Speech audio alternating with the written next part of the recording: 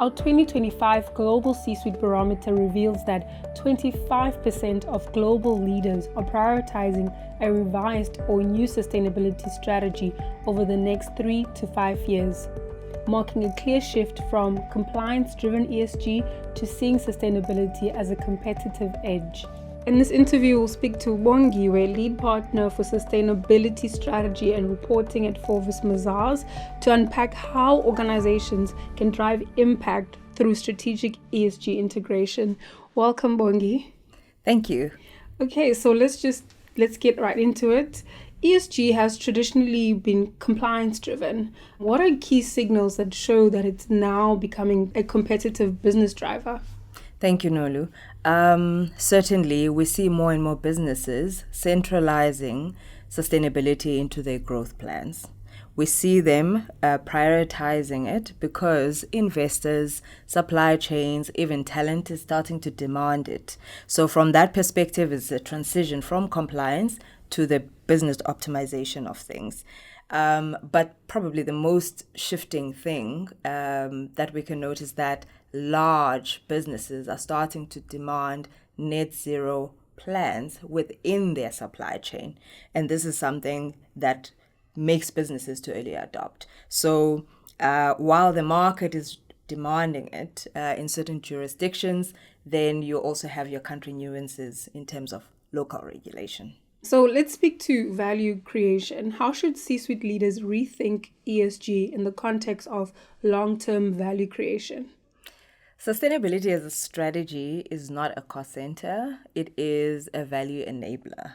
And I think that when embedded into risk management, capital allocation, operational strategy, there's a strength to it for the business. And therefore, what we are seeing is a shift from traditional compliance in terms of reporting into more like understanding the climate impacts in terms of their business and its operation and supply chain.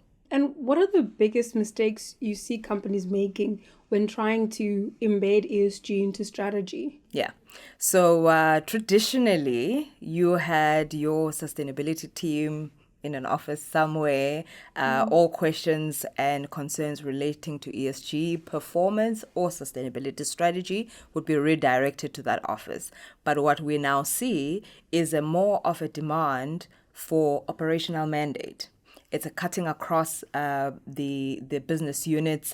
It's really about embedding, getting the buy-in as well as the understanding of what it really means. So what we see is that there is also an augmentation from a board level in terms of what is my oversight responsibility to look like in light of sustainability.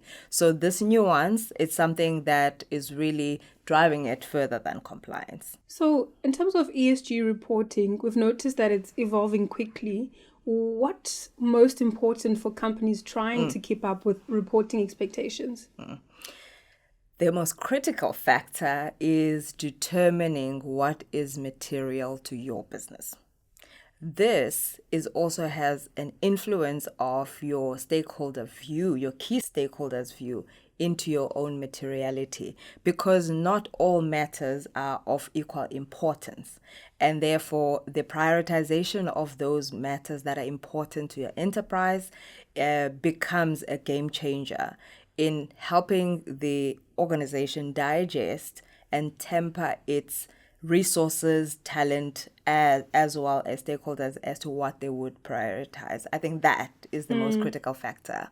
Okay, in terms of profit and driving revenue, how can companies balance purpose and performance, particularly when under pressure to deliver financial results?